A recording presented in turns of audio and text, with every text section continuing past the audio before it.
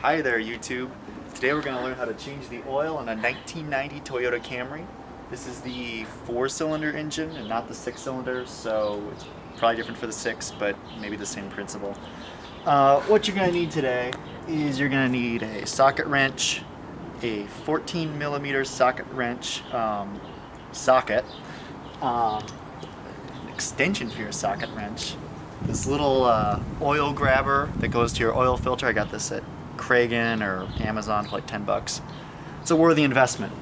You're also going to need some OEM gaskets if you want to do the job right, and of course your OEM Toyota Denso 90915 WZZ F2 filter. I prefer these because they have pre-lubricated gaskets and offer superior protection. What else are you going to need? Oh, this I just found standing around. You probably have a better oil bucket to put it in the engine, but this works. Of course, something to catch your oil in. You don't want it all over your driveway. Okay, so the first step you're going to do is put your drip pan underneath the car's oil pan. This is located on the alternator side of the car, not that side of the car. That's your transmission pan, and you can really mess stuff up if you drain that and try to fill the engine with oil. You'll toast the transmission. So go under here with your socket wrench with your 14mm attachment, and you'll find this bolt. You don't need to jack up the car to do this with this car, which is one of the reasons I like it.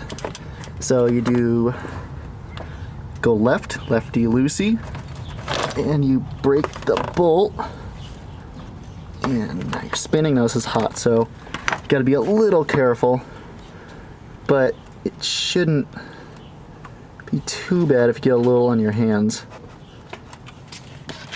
Maybe a little more at the bolt down here.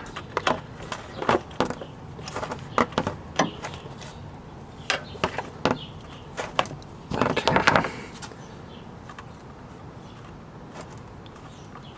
Here it comes. Now be careful. You'll put your hand back here so it doesn't drip on your hand. And out it comes. Okay, so here's your plug that came out of your oil pan. Looks like this. So you just take off the old grommet or gasket, whatever you want to call it, put it there, put on a new one. Now wash this off with a paper towel so it doesn't cross thread, and set it aside. I put it here just so I know where it is, and you keep a piece of wood there so you don't get any extra oil. In the meantime, while this is going on, our oil is draining underneath the car. So I just keep an eye on that. We want to make sure it's all out.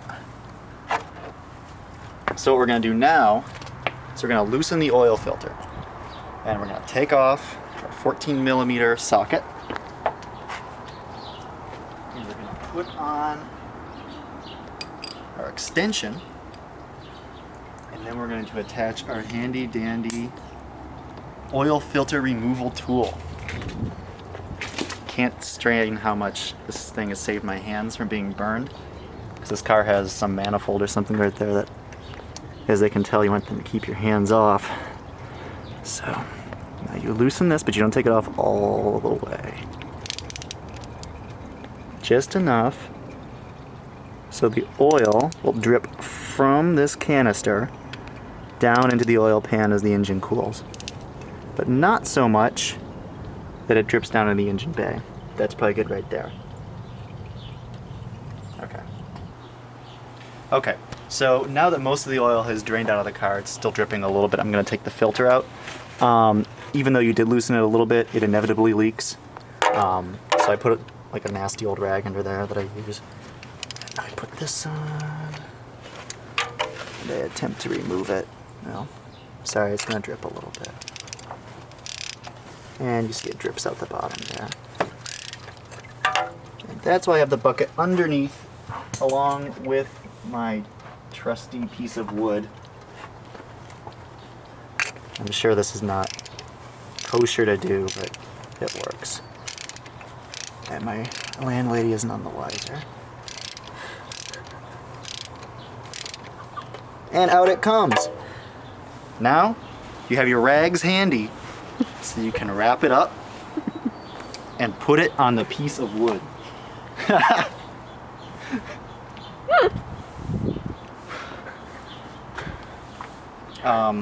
Wait until the car cools and then clean that mess up that just happened. The rag didn't fit, so we'll clean that up. But we'll wait until it cools because you don't want to burn your hands. Okay, now what you're going to do is you're going to put back in your little plug in the drain pan. So this is the exact opposite of what we did to take it out. Instead of lefty-loosey, it's righty-tighty this time. And you go down here, you find where the hole is, and you hand tighten first. Never tighten with tools beforehand or else you can strip the plug. That's why it's preferable to do this at home rather than take it to some Jiffy Lube place where they use air wrenches and all this stuff and will strip your threads, end up giving you a costly repair when you just want to save a couple bucks. Now, after you've hand tightened, go through with your socket wrench. Make sure it's going the right way. I think mine is. Tighten a few times until it's pretty solid. You don't want it to leak, but you also don't want to strip it. So about there is pretty good, so you can get it off again with your hand wrench. Now, we just need to reinstall the oil filter. Well, the new oil filter, not the old one. On a lot of other oil filters, you have to lubricate the gaskets, but on these Denso ones, you don't. They come pre-lubricated. The point of lubrication is to provide better contact and seal between the engine and the filter. So, this one, well, you should probably go in hand tightening first. Hand tighten first. Be very careful not to touch any of the surrounding areas, or else you're likely to get a little burned. I know everyone says to hand tighten it, and I do for the most part, but I also like to give it one small spin with this, just because I feel like it's a little more secure. If that thing even worked, I don't know. I'll just hand tighten it to make sure. Okay, that's probably good. Now, your next step is to fill the car with oil. The Hayes manual recommends using 5 quarts of oil and then filling it up until you see it on the stick. I find that that's a slight underestimate, and I just go with 3.5 quarts for the engine. It's not gonna really hurt it if it's overflowing just a little bit. I mean, you obviously don't want to overflow it too bad, but a little won't hurt, and this car burns oil, so it's a bit of assurance for me. I threw out my old funnel, so I'm kind of stuck with this one for right now. So, you can tell by the marking on the side, this is a 5 quart bottle, so you want to go down to, what is it, 1.5.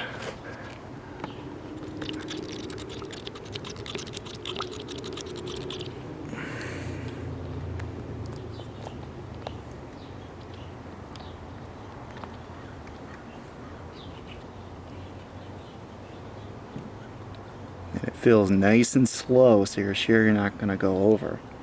Look at that. There it goes. Nice viscous oil. I prefer this Castrol GTX oil over in-house brands, because apparently it has some solvents and stuff that are good for the engine. And with this high mileage engine, I haven't had any leaks since I started using this. I used to have leaks when I used O'Reilly's oil, but this seems to be a little bit better. And I can also get on Amazon for cheaper, so there's that.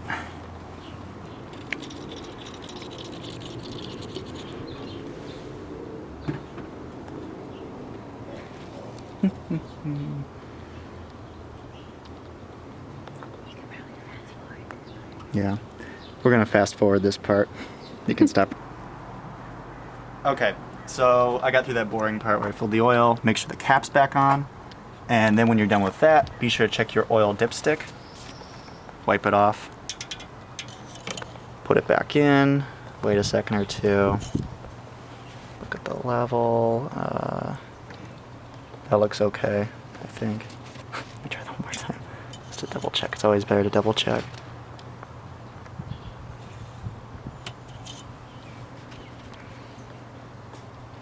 Yeah, that looks fine. It's going up to there. Okay. So the last step is to start the car. It's going to be normal. The red oil light's going to be on for 4 or 5 seconds. This is because the oil is getting primed through the new filter. It's not really anything to worry about.